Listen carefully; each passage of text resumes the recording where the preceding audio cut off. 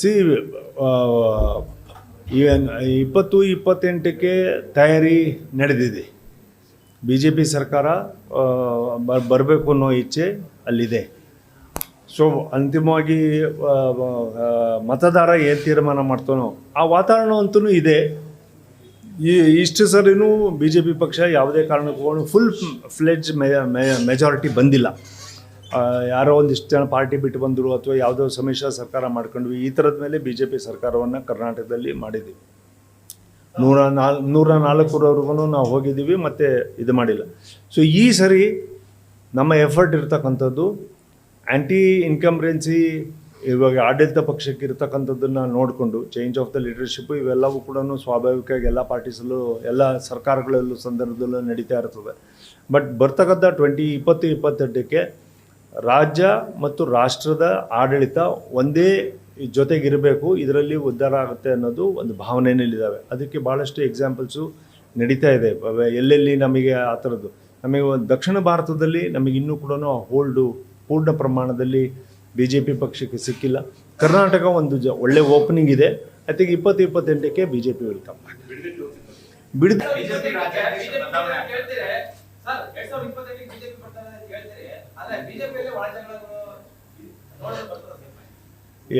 ಅದನ್ನು ಸರಿ ಮಾಡ್ಕೊಂಬಿಟ್ಟು ನಾವು 28ಕ್ಕೆ ಬಂದ್ಬಿಡ್ತೀವಿ.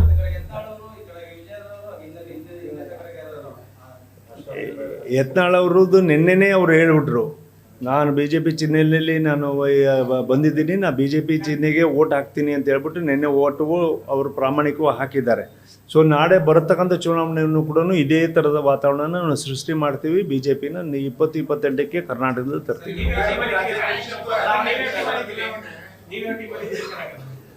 ಯಾವ ಟೀಮ್ ಅಂದ? ನಾನು ಬಿ ಜೆ ಪಿ ಟೀಮಲ್ಲಿದ್ದೀನಿ.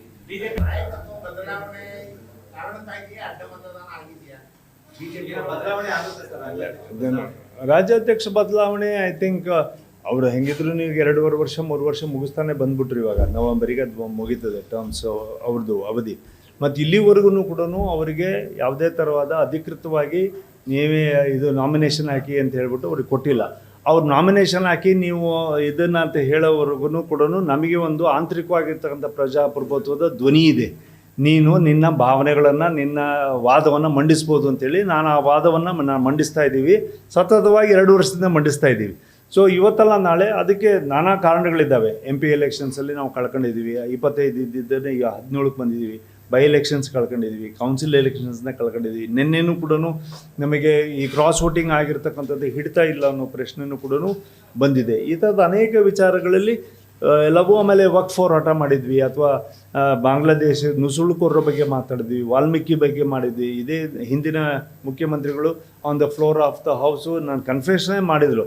ನಾನು 185 ಕೋಟಿ ಇದಾಗಿಲ್ಲ, ಅವ್ಯವಹಾರ ಆಗಿಲ್ಲ, ಅದು ಓನ್ಲಿ 87 ಕೋಟಿ ಮಾತ್ರ ಅವ್ಯವಹಾರ ಆಗಿದ್ದು ಅಂತೇಳಿ on the floor of the ಹೌಸೇ ಇದು ಮಾಡ್ಕೊಂಡ್ರು.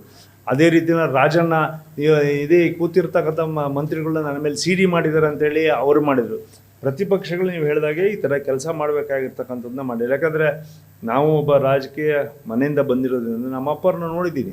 ರಾಮಕೃಷ್ಣ ಹೆಗಡೆ ಟೈಮಿಗೆ ಹೇಗೆ ಪ್ರತಿಪಕ್ಷವಾಗಿ ಕೆಲಸ ಮಾಡಿದರು ಅಂತೇಳಿ, ಯಡಿಯೂರಪ್ಪನವ್ರು ಪ್ರತಿಪಕ್ಷವಾಗಿ ಹೇಗೆ ಕೆಲಸ ಮಾಡಿದರು ಅಂತೇಳಿ ಅವ್ರ ಜೊತೆಗೂ ಕೆಲಸ ಮಾಡಿದ್ದೀನಿ. ಖರ್ಗೆ ಅವರಿದ್ದಾಗ ಖರ್ಗೆ ಅವ್ರ ಜೊತೆಗೂ ಕೆಲಸ ಮಾಡಿ. ಪ್ರತಿಪಕ್ಷಗಳು ಹೇಗೆ ಕೆಲಸ ಮಾಡ್ತಾವೆ ಅಂದರೆ ಅಗ್ರೆಸಿವ್ ಆಗಿ ಮಾಡ್ತವೆ. ಇಲ್ಲೇನಂದರೆ ಅಡ್ಜಸ್ಟ್ಮೆಂಟ್ ಮಾಡ್ಕೊಂಡು ಹೋದಾಗ ಪಕ್ಷಕ್ಕೆ ಕೊಡ್ತಾ ಬರ್ಬೋದು. ಅಷ್ಟರೊಳಗೆ ಇದೆಲ್ಲದನ್ನೂ ಕೂಡ ಸರಿ ಮಾಡ್ಕೊಂತೀವಿ ಅಂತ ಹೇಳ್ಬೇಕು. ಹೇಳಿದ್ದೀನಿ ಎಲ್ಲದನ್ನು ನಾಯಕತ್ವದ ಬದಲಾವಣೆಗೋಸ್ಕರ ಅಡ್ಡ ಬಂದ ಕೌನ್ಸಿಲಲ್ಲೆಲ್ಲ ಆ ಪ್ಯಾಟ್ರನ್ಸ್ ಆಗೋದಿಲ್ಲ. ಅದು ಜನರಲ್ ಎಲೆಕ್ಷನ್ಸಲ್ಲಿ ನಾಯಕತ್ವದ ಪ್ರಶ್ನೆ ಬರ್ತದೆ. ಕೌನ್ಸಿಲು ಕೊಟ್ಟಿರ್ತಕ್ಕಂಥದ್ದನ್ನು ವಿಪ್ ಅಂತ ಹೇಳ್ಬಿಟ್ಟು ಜಾರಿ ಮಾಡಿದ್ರು ಕೂಡ ವಿಪ್ ಭಾಳ ಕಷ್ಟ ಅದನ್ನು ಪ್ರಿಡಿಕ್ಷನ್ಸ್ ಮಾಡೋದು. ಆಮೇಲೆ ಇಲ್ಲಿ ಯಾರು ಮಾಡಿದ್ದಾರೆ ಎತ್ತು ಮಾಡಿದ್ದಾರೆ ಅನ್ನೋದು ಒಂದು ತನಿಖೆಯಿಂದನೇ ಮಾಡಬೇಕು ಅಂತ ಕೇಳ್ಕೊಂಡಿದ್ದೀವಿ. ಸೊ ತನಿಖೆ ಮಾಡಿಬಿಟ್ಟು ಮಾಡ್ತಾರೆ.